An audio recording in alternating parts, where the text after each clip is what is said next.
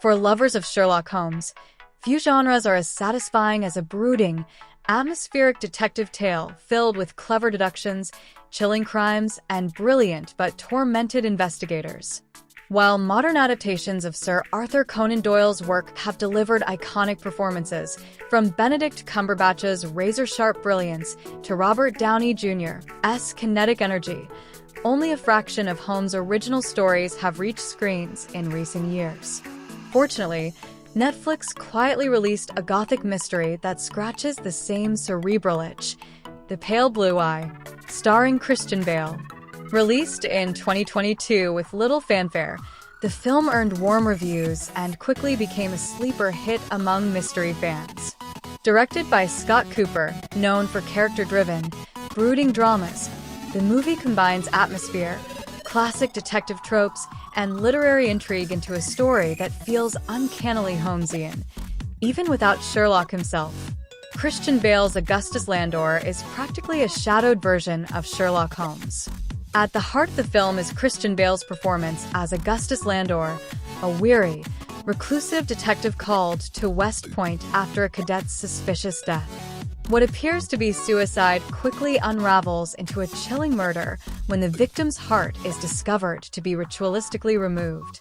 Landor, much like Holmes, is haunted by a painful past, exceptionally observant, deeply analytical, reluctant to accept supernatural explanations, driven to obsession once a case hooks him.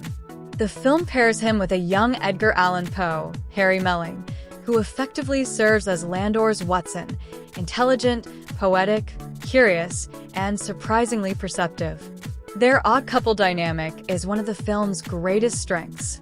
Bale's portrayal echoes the more somber, human versions of Holmes seen in Doyle's later stories. He's brilliant but damaged, sharp-minded, yet emotionally frayed. This complexity gives the film an edge that's unmistakably Holmes-inspired without ever copying it. A gothic mystery that mirrors Doyle's darkest tales. Tonally, The Pale Blue Eye resembles the eerie gloom of The Hound of the Baskervilles or The Adventure of the Devil's Foot. The film blends mystery with hints of the supernatural, not enough to turn it into fantasy, but just enough to create unease. Its strengths include mist-laden landscapes, Camelot interrogations, ritualistic clues, chilling secrets buried in old institutions, a slow-burn pace that rewards patient viewers. The film, based on Louis Bayard's 2003 novel, also weaves in literary history by imagining Poe's early life as part of a murder investigation. This gives the narrative a meta-mystery vibe that Sherlock fans often enjoy. It's clever, layered, and full of symbolism. While some found the film's pacing deliberate and its twists dramatic, the overall structure is reminiscent of classic Holmes cases. Clues that seem supernatural but reveal darker, human truths beneath the surface. A dark, unexpected final reveal sets it apart from Holmes, in a good way. Unlike traditional Holmes narratives, The Pale Blue Eye eventually pulls the story into more emotionally painful territory. The final reveal reframes the entire investigation, casting Landor in a morally ambiguous light. Where Holmes' stories often celebrate rationality triumphing over chaos, The Pale Blue Eye embraces tragedy. Yet this divergence only deepens its impact. It still feels like a story Holmes himself could have walked through, just one told with a more modern emotional weight. Why Sherlock fans should not skip this hidden gem. The Pale Blue Eye may lack the witty banter of Holmes and Watson, but it delivers. A brilliant, complex detective. A gorgeously grim 1800s atmosphere.